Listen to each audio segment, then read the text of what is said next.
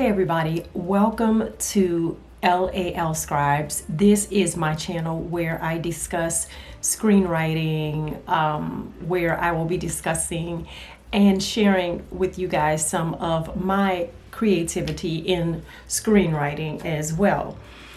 Guys, today I am going to be talking about Sinners. Yes, I'm late.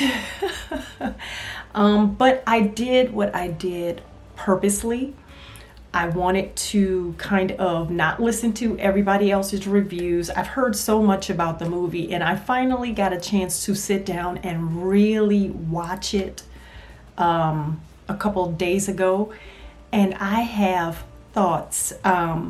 Now, that being said, guys, please subscribe, hit that like button, and share this video with people you know who enjoy films, screenwriting, acting, anything of that nature, because we are going to be doing a lot of that here on the channel.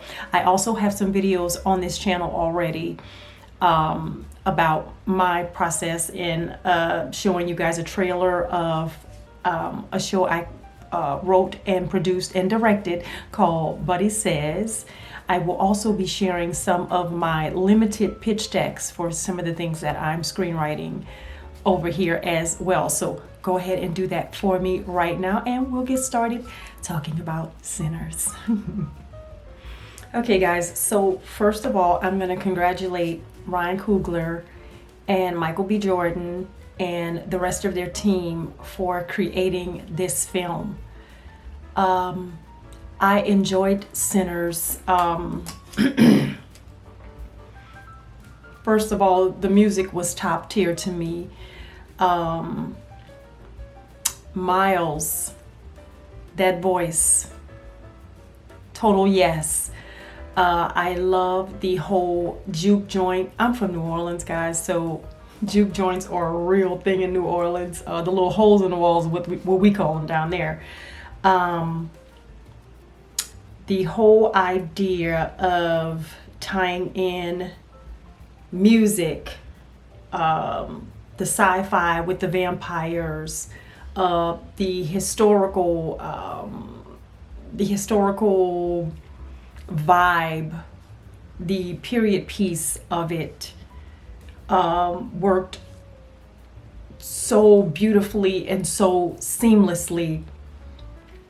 I just thought it was awesome. Now, first of all, I want to say that I would have liked to have seen the movie be set in Louisiana. I know it was filmed in Louisiana, but it was not set in Louisiana. And I say that primarily because there is this vampire myth in Louisiana that would have tied into that so much better, in my opinion. But again, vampire myth, Louisiana, I think it would have worked. It was set in the 1930s, Mississippi. I understood that. Now, in so saying that,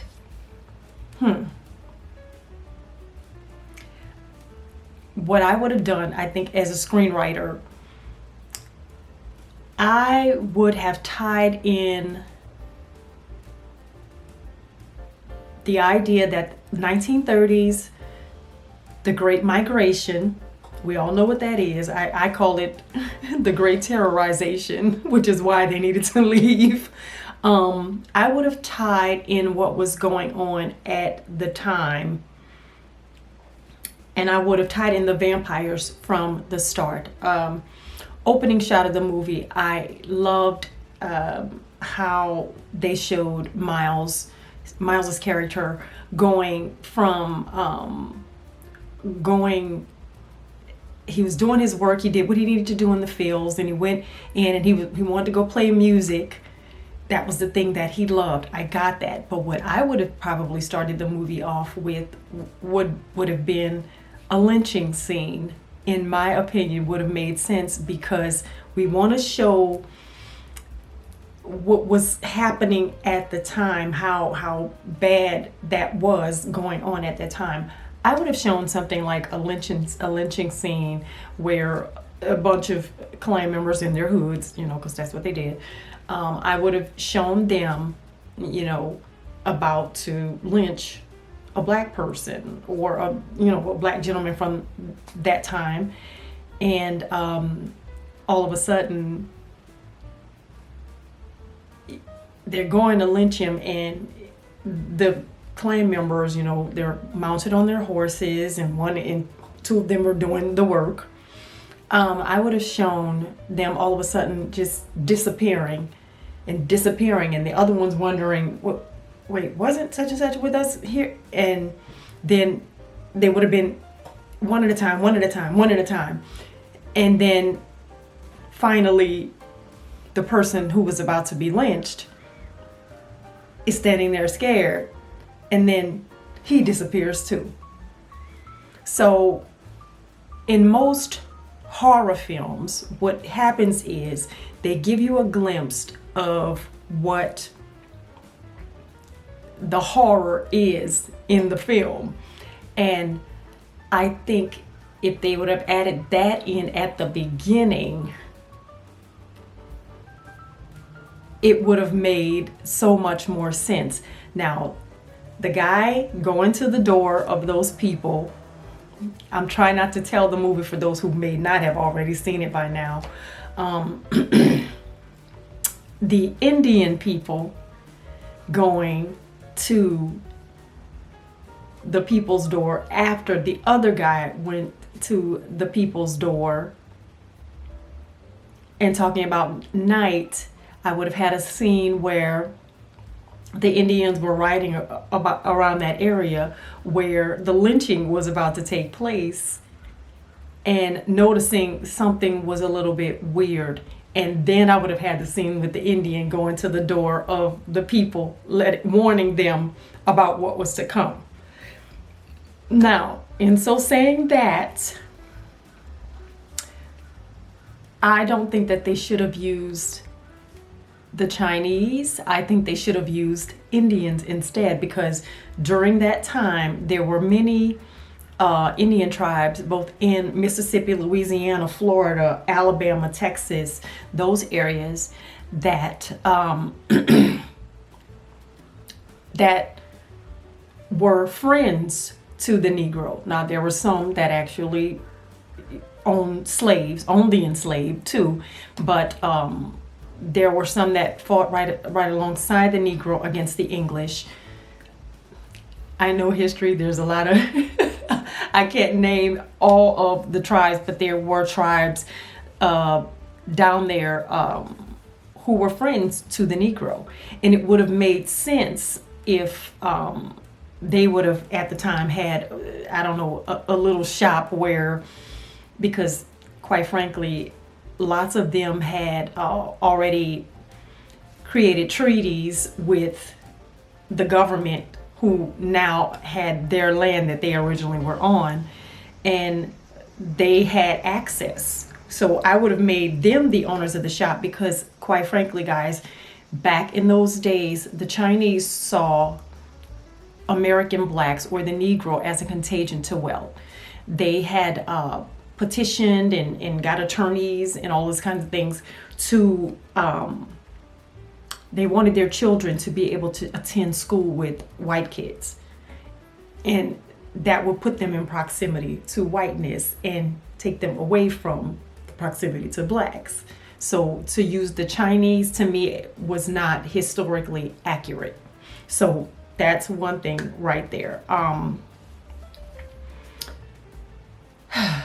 trying not to be all over the place, but the things that I remembered about the movie are kind of coming out here and there, and I do have my talking points. However, using an Irish vampire,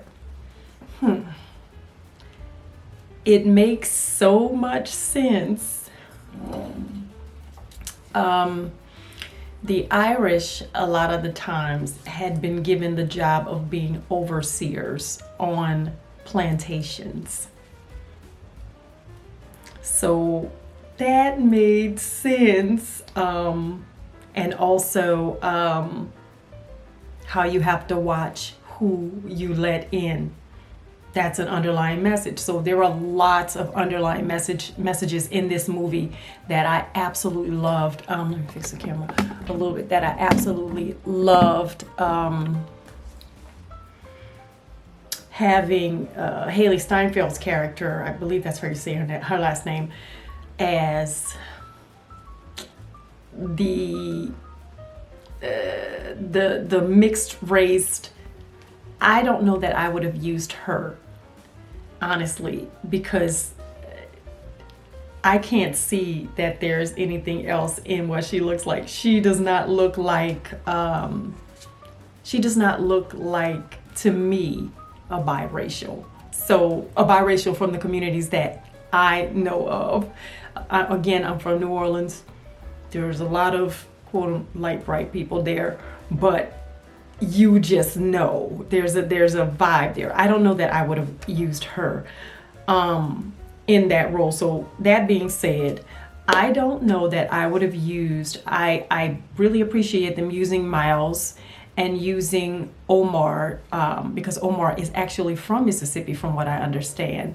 And he does give, that big Mississippi dude kind of vibe. And I really, really love that.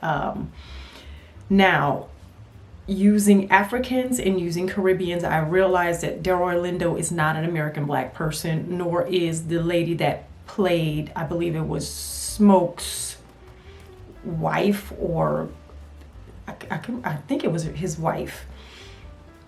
While I don't have a problem using non-ADOS actors, American Descendants of Chattel Slavery actors, while I don't think it's a problem, I do, for me, as an American Black person, an ADOS person, I think that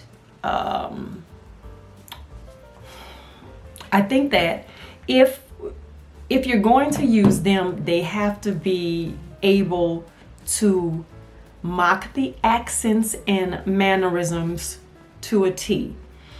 The lady that played the wife or the girlfriend of Smoke, she would say certain words and it didn't come across authentic to me. Now, while I think she's a good actress, I personally don't think she was a good actress for that role.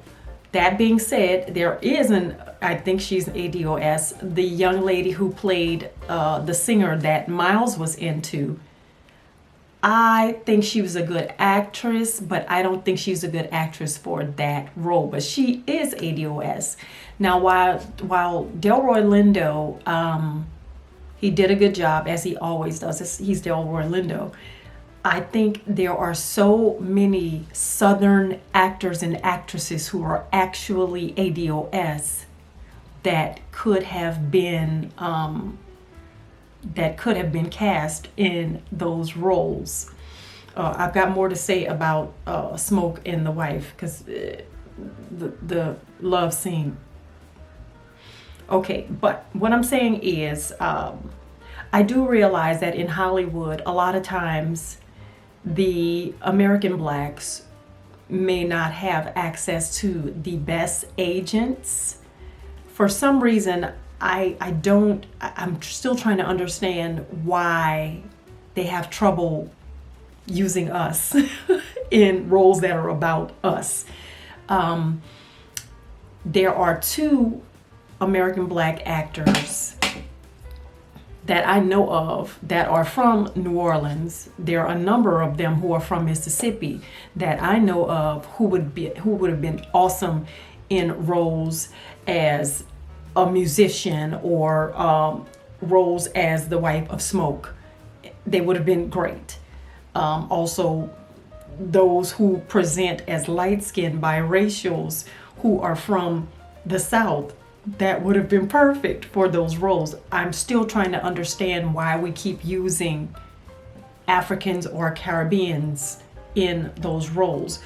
We actually have really great actors and actresses. However, again, it could have just been that because we don't have access to agents, but that's a whole nother story, because a lot of us don't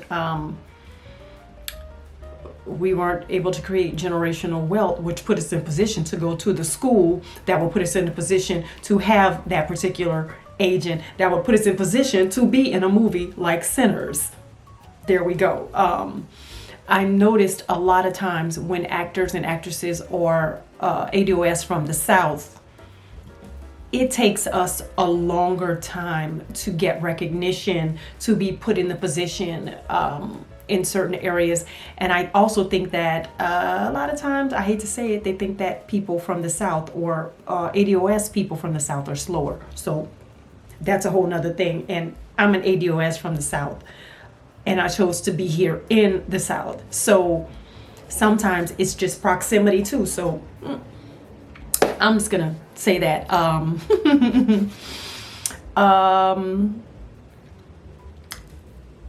I have to say that I'm trying to think about the different things that we're doing.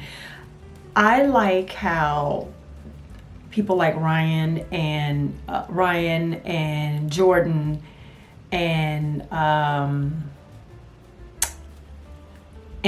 Lil Marvin, people like that who are Black, they're telling our stories using the supernatural.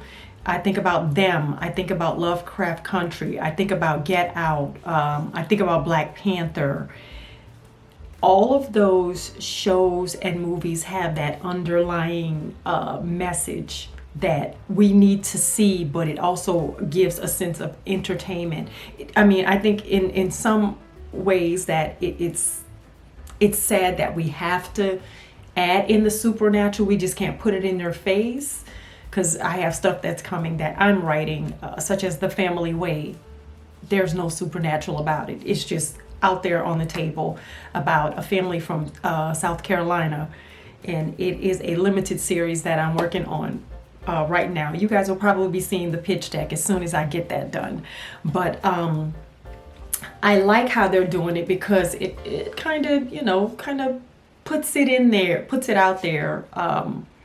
And if you are an analytical person, you can see this, because in this movie in Sinners there were a lot of underlying messages that you had to catch, and you had to really pay attention, and especially if you're an ADOS person, you caught it. So that I like the way that Ryan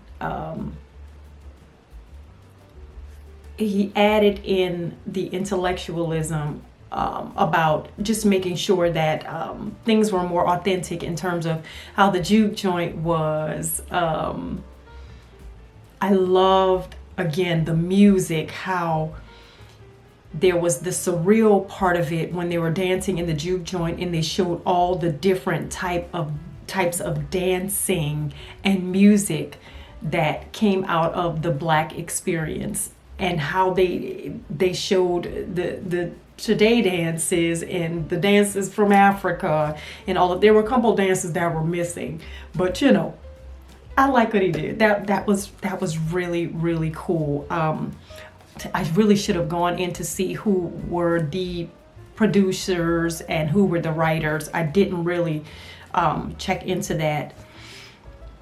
But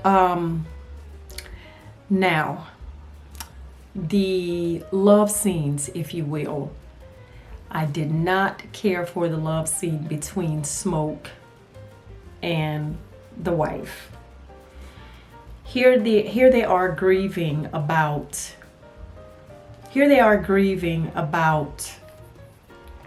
the loss of their child. She misses him, he misses her, and he turns her around. I would think that scene would have been more tender. He's touching her, she's touching him. He's looking into her eyes, reassuring her that he's home, she's safe, that kind of thing. I just thought it came across a little bit pornish and brutal. It wasn't tender. And I think that it should have been more tender. That's what I thought about that scene.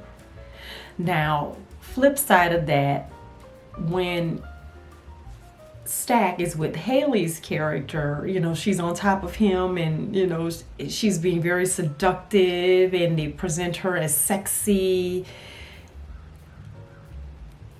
There was a difference, and this is the second time. I'm going to just put it out there. There's another show that is on it's on Amazon. I think it's the Alex Cross show, with I forget the gentleman's name in that show. It feels like, and I haven't seen the photograph with Issa Rae. I haven't seen. There are a couple of other little shows here and there. It feels like when it's a dark-skinned ADOS woman who does not present as dainty and the beauty standard in this country.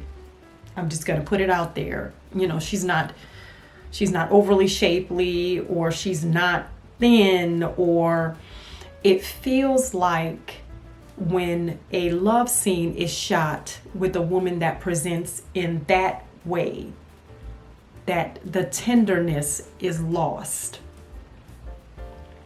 She's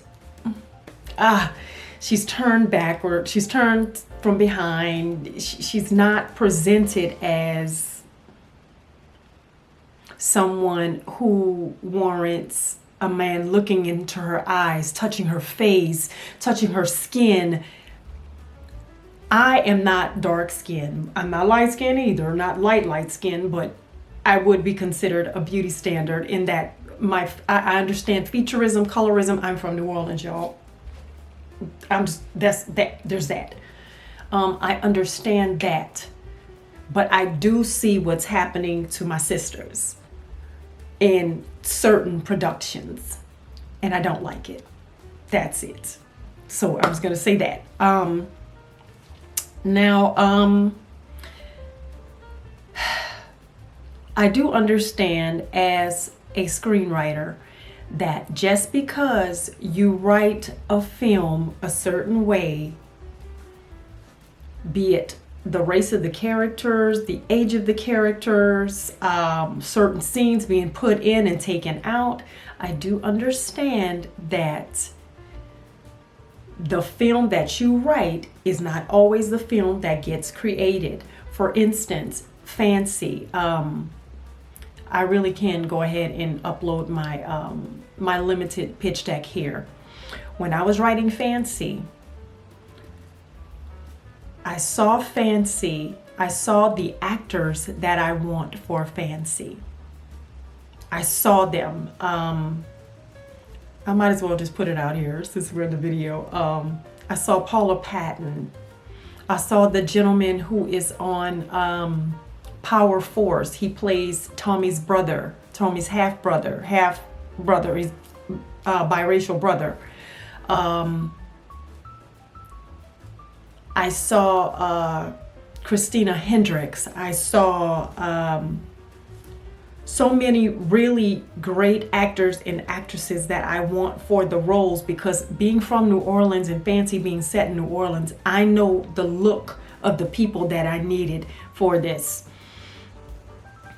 Now, again, just because you wrote it a certain way, when the people get hold of it, what you write is not necessarily what people are going to see, because that's how that works. Whoever funds you runs you. That's how it works in this business. There are so many good shows and TV, good movies and TV shows out there that if you knew the backstory, you would be like, oh, I didn't know that. I read a lot about who was casted. They took this scene out because this, or the love scene was like this, but then they said, no, we're not going to do it like this. We're going to do it like that.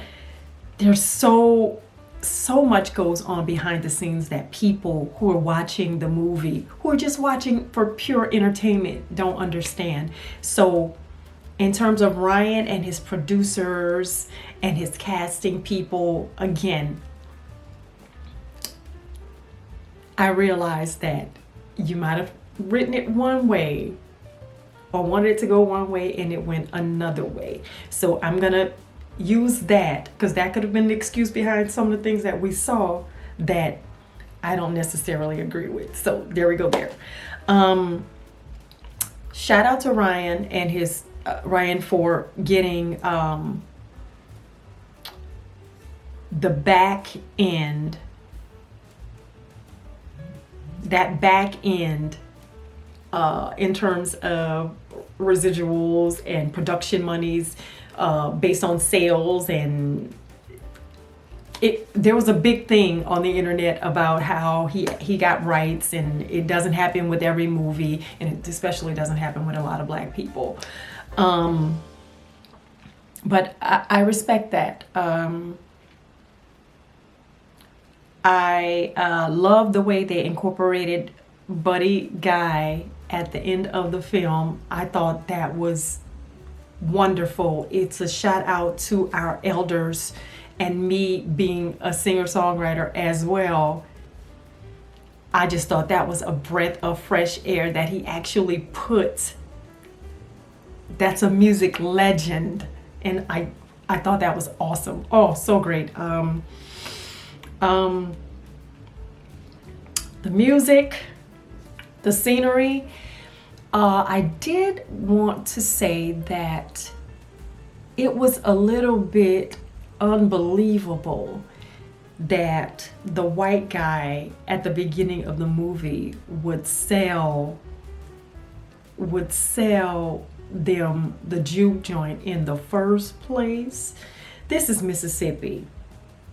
You came from Chicago, and I, a white guy from Mississippi at that time when there was racial terror, racial violence constantly,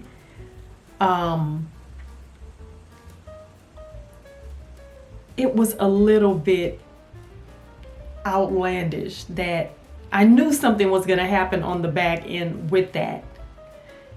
The weird thing also too was that the guy who sold them the juke and his people came in the daylight after everything had taken place. And I think it made sense in terms that the vampires can only do their thing at night. But it kind of didn't make sense to me, because most of the time when those people come to do their thing, they do it at night. And it would have been probably even better for them to do it at night, because everybody was all in the juke joint. They had them all in one place. I even probably would have wanted to see a scene where, as they were partying and things were happening, they could have even done something like, here come the guy that's on the juke joint and his friends, and Smoke and Stack and their people, you know, they were telling them, no, you can't come in, and here come the vampires, you know. But I guess it could have been done so many different ways, but it's very rare that those people came to do their dirt in the daylight. So that was another thing that that I thought was a little bit weird. So overall, as a person who knows, especially Southern history, because I'm an ADOS person, I better know Southern history, because and I'm learning even more of it thanks TikTok. Even more, and what's happening is I'll see something on TikTok, and then it'll cause me to go Google it, and then I'll find out a little bit more about that. Then I'll want to grab a book about what I just read. God, Lake Lanier. I'm learning about so many other quote unquote sundown towns. I'm learning about so many other towns that were destroyed. I learned things about my own state, Louisiana, and all of the different race riots that took place down there, which is so weird because me knowing the history of New Orleans specifically and knowing history of the outskirts of Louisiana, it's so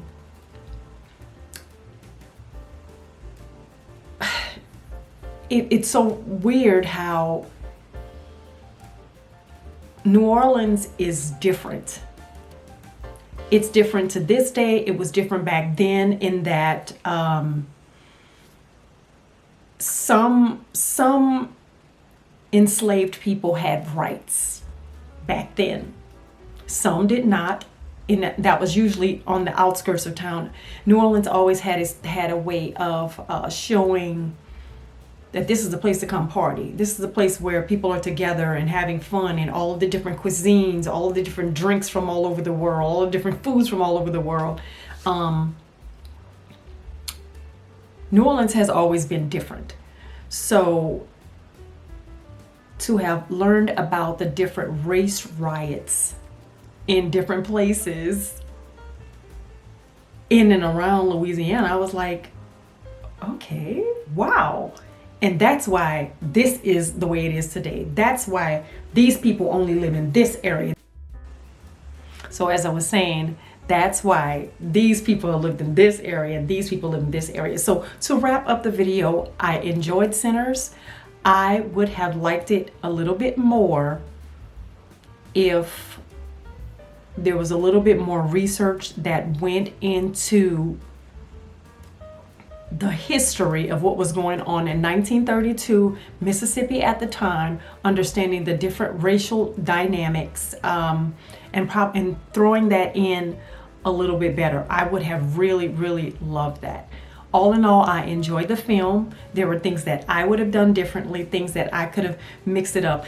I honestly, I would love the opportunity to talk to Ryan or and the producers, writers, whoever came up with the concept of the film. I would have liked to see the original script, because a lot of times, guys, when you're writing a screenplay, you'll write scenes over and over. You'll add different things in over and over. I'm the type of creative to where I'll send out what I think is my final draft, and then I think about something else and like, oh, I could have done that too. I would love the opportunity to be able to sit and talk with them. I liked Black Panther. I understand it was supposed to be an African superhero movie, but it was led by an ADOS. Made Chadwick Boseman rest. I worked background on the 42 Jackie Robinson movie. He was so gracious. He was such a sweet guy. He came and talked to us at a very hard scene that we had to do. I need to sit here and talk to you guys about some of the background work that I've been through and some of the things that I learned on set and some of the actors that I've been around, and things are okay. Yeah, but I like Sinners. Continued success to Ryan and his team. And I just, again, want to make sure that a lot of times as an ADOS person, we will be our only griot, if you will, our only storytellers. We will be the only truth tellers about what happened in our community and to our community. So I think it's imperative that we make sure to be historically accurate when we tell our stories. So there we go. So guys, also I want to say a huge thank you. I understand that Ryan has done a Katrina documentary, a Hurricane Katrina documentary. I was here in Atlanta when Hurricane Katrina happened, but we almost lost one of my relatives in the storm. I was able, my mom, my niece, and my dad were able to make it here and make it away from the mess. I gotta thank you. I realized Spike Lee did one as well, so I thank him as well. I haven't seen the new Katrina documentary, but I am looking forward to seeing it. I don't have, I believe it's on Hulu. You guys, I had so many streaming services, I had to cut back. So I might go ahead and grab that streaming service to actually be able to look at it. I've seen a couple of videos on TikTok. People are telling their stories from New Orleans, and I really do appreciate that. So Ryan, again, thank you so much for doing that. If you happen to be watching me, thank you. You and Spike Lee, I appreciate you, and I appreciate you from telling it from the perspective of the natives. So thank you. So thank you guys for watching. I guess soon I'm gonna be getting in front of the camera again and talking about some other things that I am working on. So I thank you for watching. Make sure you subscribe, like, thumbs up, and share this video with people who enjoy screenwriting, movie, and TV talk. I thank you so much. Bye.